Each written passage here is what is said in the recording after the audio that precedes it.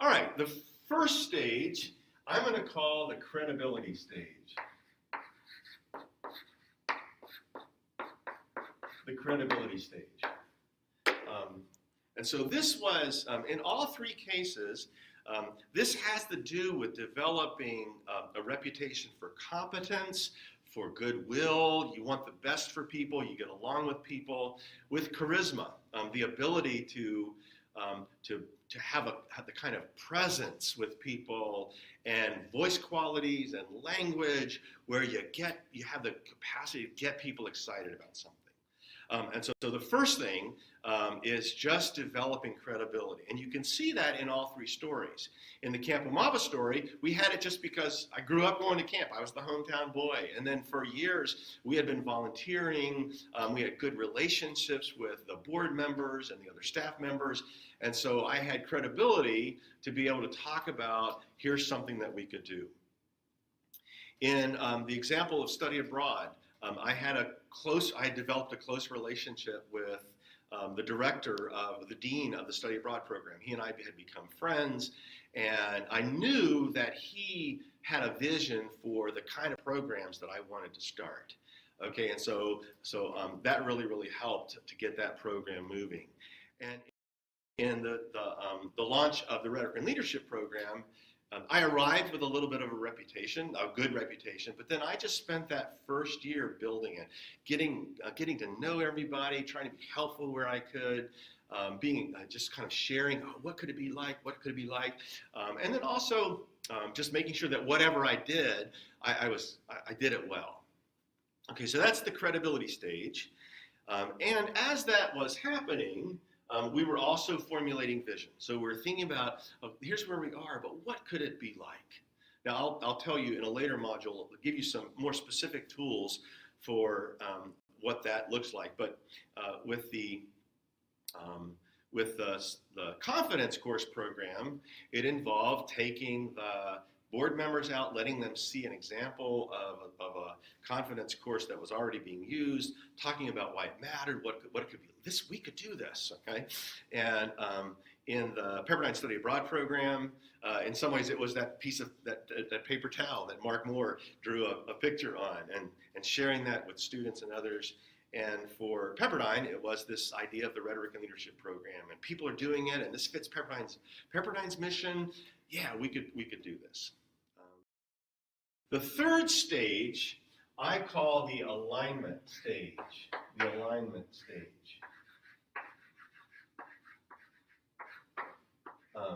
What you notice is it's not like you get one done and then you do the next. They're all kind of happening sort of all at the same time. So the alignment stage is the stage where you're continuing to bring people on board with the vision.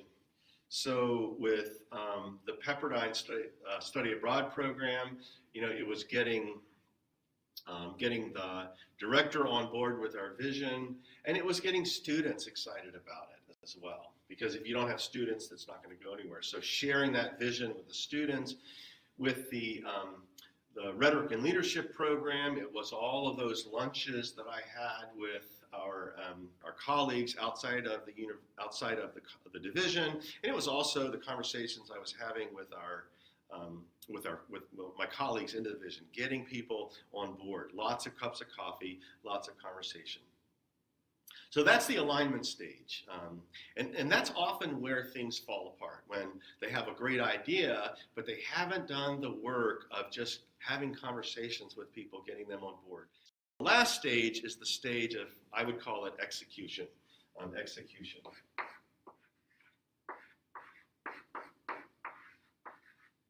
this is where you're actually doing it, okay? You're actually doing it. So for the Rhetoric and Leadership program, it was filling out all those forms, doing the catalog language, and then once the program launched, it involved doing our curriculum flow charts. Okay, this is the course you do in your sophomore year, this is the junior, senior year, making sure all of that worked, and that sort of thing.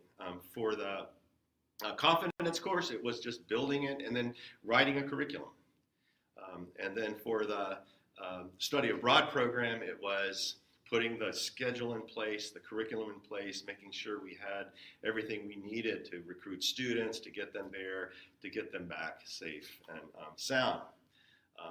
So that's a basic model. Now, with all of this, we will circle back and talk about some of these things related to credibility, to vision, execution. One of the things I didn't know about at the time that I have learned since is just how you develop a kind of what we call project management. So you think about we're here today, and then this is the thing we're launching and the date we're launching. What has to happen between now and then? So we'll talk about that more as well. Now, I want to say one more thing before we're done, and it has to do with the credibility question.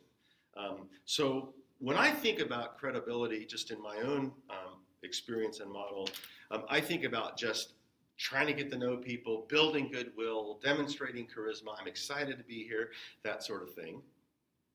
But there are also formal models of how that process happens. And so I want to end by sharing briefly one particular model that has really been helpful to me. And as I think about people in ministry, this can really be helpful, especially when you are in a new church setting. And so the person who came up with this is named John Gabarro, G-A-B-A-R-R-O, and he's a Harvard Business School professor, and he studied all kinds of examples of people moving into new positions in organizations, positions of leadership, and asking the question, some of them do well and some of them don't. What makes the difference? Okay, what are the regularities behind those who do it well? And so his model is called taking charge. And the idea is that when you first are appointed in a position, you really don't have a lot of authority. Now, if you're in a business setting, maybe you can hire and fire people. There's maybe some authority or power that accrues to the position you're in, but you're really not a leader. Okay, you're not a leader until you really have influence. And so the question is, how do you move from being in a position to actually being a leader? And so what he does is he talks about the stages and the process where you go from being appointed as a manager or appointed to a position to actually truly being a leader in an organization. But the thing that I want to emphasize are the components that move you along successfully. And he identifies three. The first one is a cognitive component. The second one is an organizational component. And the third one is an interpersonal component. So the idea is when you arrive in a new position, you need to do some things cognitively, you need to do some things organizationally, and you need to do some things interpersonally. So the cognitive part is just learning everything you can about the organization. What's the history? What's the culture? If there is a pattern of workflow or decision making, being sure you know that. Some of that's formal, oftentimes it's informal. So learning everything you can about the organization. Sometimes there's technical knowledge related to your work that you want to know as well. So that's the cognitive part. The organizational part is kind of beginning to formulate vision. Okay, but in particular, he emphasizes looking for small fixes that you can make in your first year, okay, 6 months to a year. So what he would caution against, and everybody I've ever heard talking about ministry would say the same thing, you don't try to totally reorganize the organization in your first year. You come in and you get to know the organization. But if you can find little things that you can just improve on a little bit, you will build your credibility. Okay? So small fixes, small efficiencies in the organization. And then the third one, and in many ways the most important, is the interpersonal. The thing you need to be doing in the first year is developing relationships.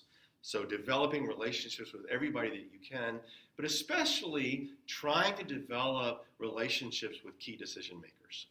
Gabarro would say the most important relationship is the one with your immediate supervisor. That's the best predictor of whether you succeed in that new organization.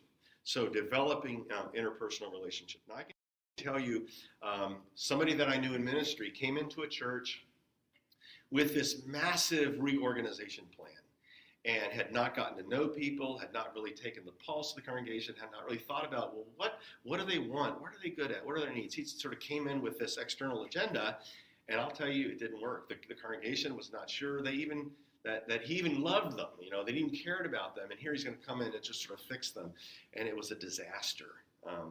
On the other hand, as many of you know, I'm brand new at Emmanuel, and so kind of what I'm trying to do is think about getting to know people, having lunch with people, building goodwill. And I'm not sure what kind of changes I'll be making or encouraging, but I look for little ways. Are there little things that I can help with that make life easier for other people, and that gives me some credibility and help the system work better? So we're in the middle here of thinking about our program, learning outcomes and assessment processes. That's kind of the name of the game in higher education and accreditation. Well, I had just come from Pepperdine, where we had done all of that stuff over the last decade. So I come in with some expertise. So as these conversations happen, they're just little ways that I can say, here's a possibility.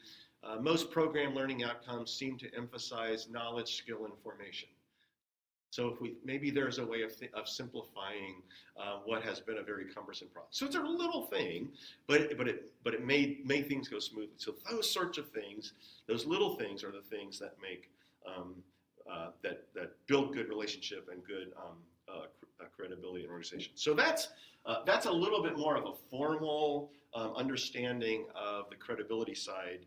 John Gabarro's taking charge model. But also, there's just the sense of building goodwill, showing up, and just doing the best you can for everything that you do.